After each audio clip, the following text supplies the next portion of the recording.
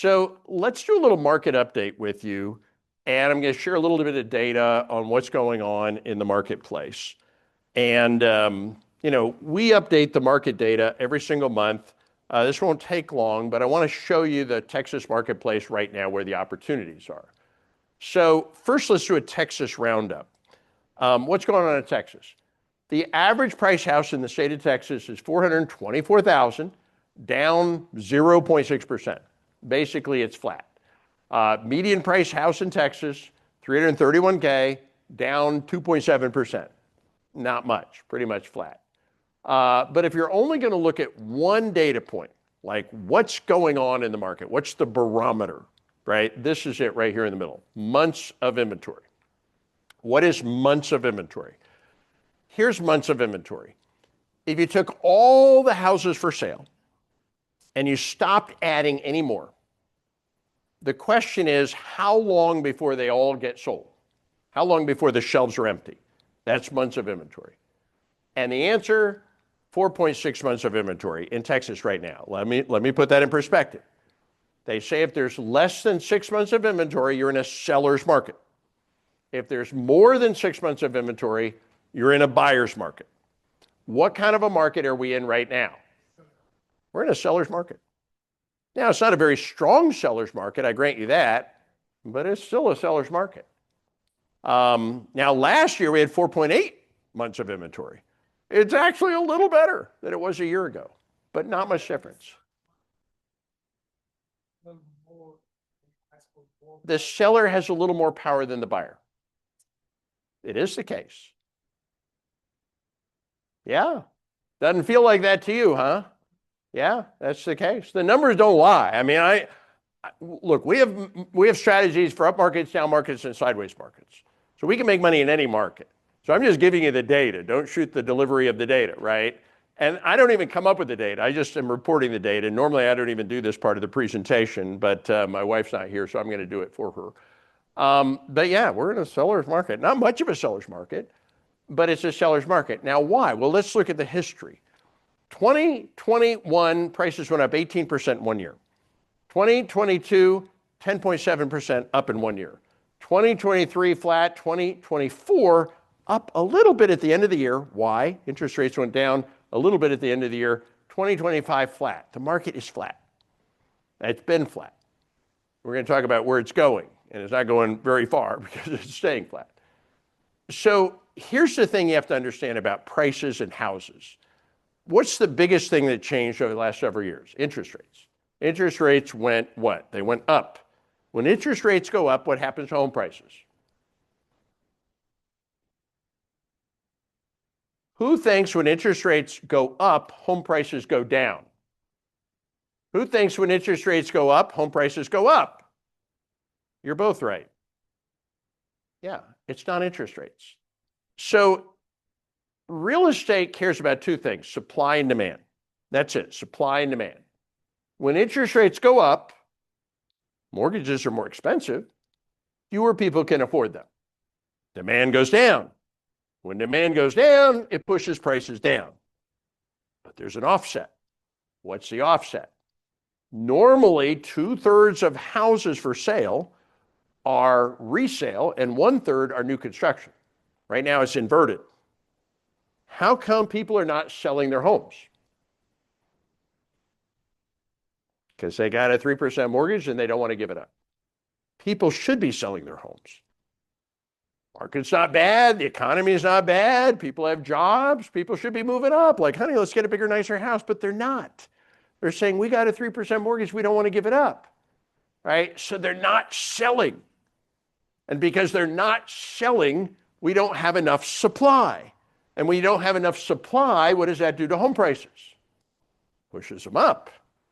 In fact, on a national basis, you may or may not know this, we're actually in the middle of a housing shortage. Who's heard of this?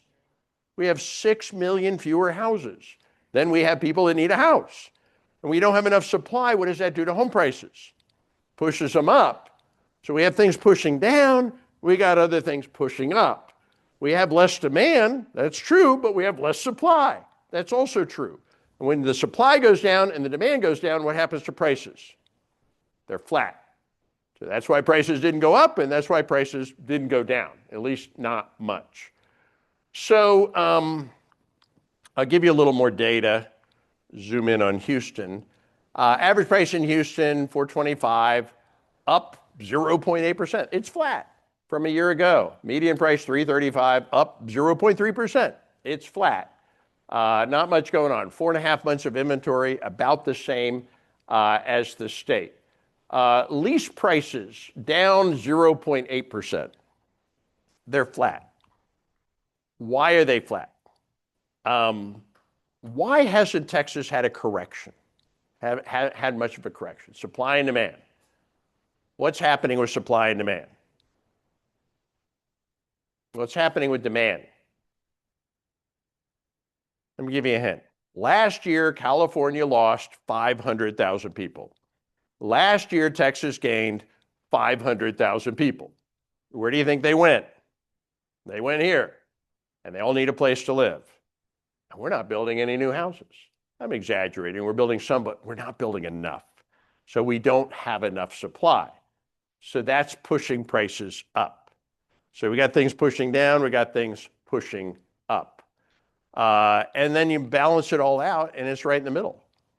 In most of the country, apartments have corrected, not as much in Texas. Why not? Because we have the apartment buildings full. Why are they full? Because everybody's moving to Texas. We don't have enough houses, so they're renting apartments. It's not a great market. It's not a terrible market. It's a neutral market. But here's the thing about real estate. Sometimes it's easy to buy and hard to sell. Sometimes it's easy to sell and hard to buy. It's never easy to buy and easy to sell. But we're right in the middle. And I got to tell you, as a real estate investor, that's exactly where I want to be, because it's not that hard to buy and it's not that hard to sell, right? Interest rates are normal, right? You saw those 12 strategies. People ask me, well, what's the best strategy for right now? I'm going to answer that question. The answer is yes. They all work in this market. So it's actually a great time to be a real estate investor. And I got to tell you, we do this every month. We've been doing this for 20 years. I'll give you the forecast as well. The forecast for the market, if you were looking for some big exciting market bottom, that was it, and there wasn't much to it. Interest rates will probably decrease a little bit in 2026. Trump is getting his new guy into the Fed. The guy promised he's going to lower interest rates. When they lower interest rates, it'll juice the market a little, probably not a lot. But we expect them to drop a little bit. This will cause some rebound in prices. And we expect by the end of the year that prices will be flat to up 1%, maybe 2%. We don't expect much. Now, I'm going to tell you, we've been doing forecasts for years, and our forecasts have always been spot on. And not because we're geniuses, not at all. It's because it's not that hard, right? Forecasting the economy is hard. Forecasting the stock market is impossible. Forecasting real estate is not that hard. And the reason it's not that hard is because it's supply and demand. We know exactly how many houses exist in Texas. We know exactly how many they're building, how many permits. We know exactly how many people are here. We know about how many people are having babies. We know about how many people are going to die. We know about how many people are going to be moving here. We know about how many houses we're going to have. We know about how many houses we're going to need. We know everything. The only thing we don't know with precision is exactly what interest rates are going to do. They're probably going to improve a little bit, right? The point is, it's not that hard to predict. And our prediction, and we've been right for years, is that the market's just going to keep bouncing where it is, right? It's kind of right in the middle, and we expect it's going to stay kind of right in the middle for the next year until something else exciting happens and there's nothing on the horizon. So any questions about that, guys? Yeah. COVID.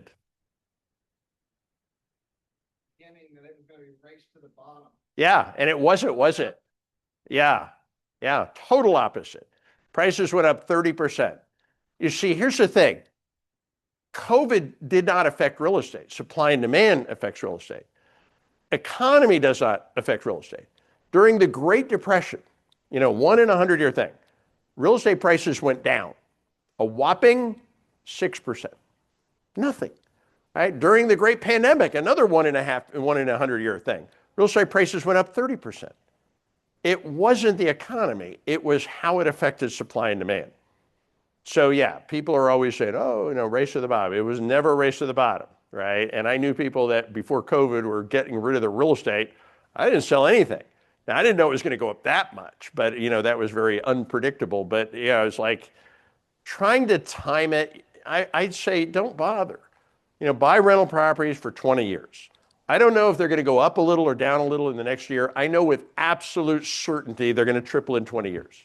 So you want to triple your investment, buy rental properties. If you can buy them with no money, no credit, subject to taking over mortgages, help people, and make yourself a fortune, right? That's how we like to play.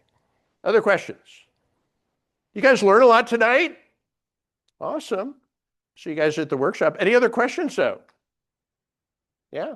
So I'm just curious, how many of you are coming to the workshop? Who's coming to the workshop? Okay, you coming to the Dallas one? Anybody coming to one of the ones not in Dallas? I'm sorry, not in Houston. I'm confused. We have one in Dallas, one in Houston. Where are you going? You might go to the Austin one? Okay. Where are you going? You're going to go here, Houston. Okay. I'm sorry. I said Dallas. We're in Houston. So yeah, we have one in Dallas, one in Houston, one in Austin. So see you maybe in Austin, see the rest of you in Houston. Other questions? Oh yeah. Yeah, I'm teaching the whole thing. You and I are going to be really good friends over 3 days. So we're going to get to know each other really well. Get some rest, guys. Bring a notebook. You're going to fill the entire notebook with notes. I promise it'll be a life-changing experience. So we're going to have a great time together, and we'll see you guys in a couple of weeks. So thank you, everybody, and see you in a couple of weeks. Thanks everybody, and have a great night.